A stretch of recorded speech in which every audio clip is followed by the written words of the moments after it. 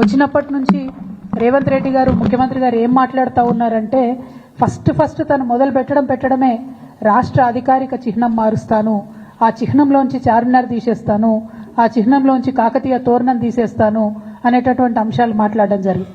మళ్ళీ ఏమైందో ఎవరు బుద్ధి చెప్పిండ్రో పెద్దగా దాని జోలికి పోకుండా అది విరమించుకున్నట్టుగా అనిపించింది. ఆ తర్వాత మళ్ళీ ఏ పండగ వచ్చినా కూడా దాన్ని చేయకుండా, అంటే రమదాన్ పండుగ వచ్చింది దానికి తోఫా ఇవ్వలేదు, బతుకమ్మ పండుగ వచ్చింది మా ఆడబిడ్డలకు చీరలు ఇవ్వలేదు, రేపు క్రిస్మస్ వస్తుంది దానికి కూడా వాళ్ళు ఏమి ఇచ్చే ఆలోచనలో కూడా కనీసం లేరు. అదేవిధంగా మరిగా ప్రభుత్వ వేడుకల్లో పాడుతున్నటువంటి పాటలు చూస్తే నిజంగా కన్నీళ్ళు వచ్చేటటువంటి పరిస్థితి. మొన్న పెద్దపల్లిలో కానీ అంతకుముందు వరంగల్లో కానీ నిన్న సెక్రటేరియట్లో వాళ్ళు పెట్టుకున్న కార్యక్రమంలో కానీ మనకు సంబంధం లేని పాటలు, అసలు మన తెలంగాణ సమాజం ఆమోదించినటువంటి పాటలు. మరి అంతమంది తెలంగాణలో జానపద కళాకారులు ఉంటే ఒక్క కళాకారుడు కూడా మీకు పాట పాడడానికి దొరకలేదా? ఒక్క తెలంగాణ గీతం, తెలంగాణ సంస్కృతిని తెలిపేటటువంటి ఒక్క గీతం కూడా ప్రభుత్వ వేదికల్లో ఉండకూడదని మీరు అనుకున్నారా అని ఇవాళ మేము ప్రశ్నిస్తూ ఉన్నాం. మరి వాళ్ళు చేసిన కార్యక్రమం ఏంది? తెలంగాణ తల్లి రూపును మారుస్తామని చెప్పినారు. ఎట్లా మారుస్తారండి? ఎందుకు మారుస్తారు? అసలు ఇవాళ అనేకమైన విగ్రహాలు దేశంలో ఉంటాయి. ఒక్కసారి తెలంగాణ ప్రజలందరినీ కూడా ఆలోచించాలని నేను కోరుతా ఉన్నాను.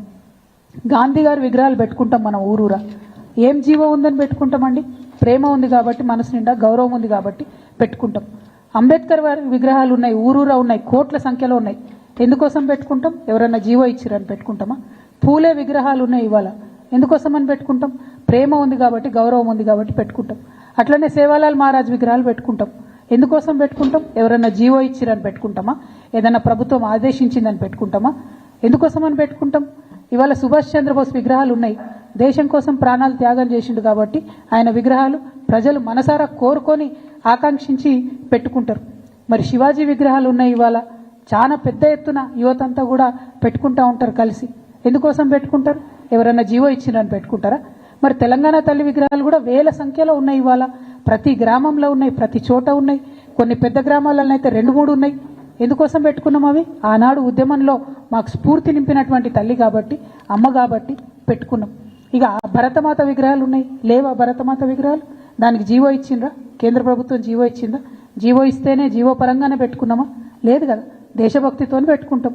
మరి దీన్ని కూడా అవమానించే రకంగా ఇవాళ ఒక కొత్త విగ్రహాన్ని పెట్టి, ఇగో ఈమెనే మీ తల్లి, మీరు ఇదే విగ్రహం పెట్టాలి, ఈ విగ్రహం తప్ప ఇంకో రకంగా ఈ విగ్రహాన్ని మార్చి పెడితే కేసులు పెడతామని చెప్పి బాజాప్తా గెజెట్ చేసినటువంటి ప్రభుత్వం రేవంత్ రెడ్డి గారి ప్రభుత్వం.